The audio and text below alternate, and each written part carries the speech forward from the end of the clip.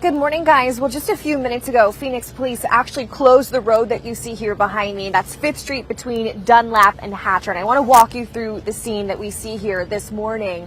Phoenix police cannot confirm how this man was found or whether this was a murder homicide investigation or whether it could be self-inflicted. But we have seen them placing these little placards near the area where he was found. And they did say that he was found alone in a parking lot.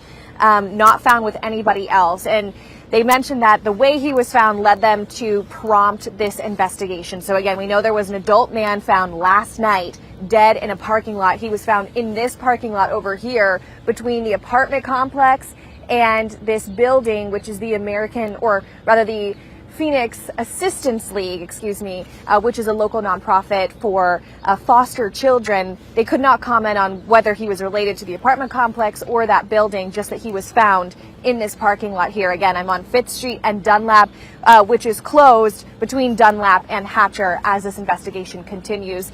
And of course, as soon as the medical examiner gets here, we should have much more information that we can share with you. For now, guys, I'll send it back to you. All right, Sarah, thanks for the update. Appreciate that.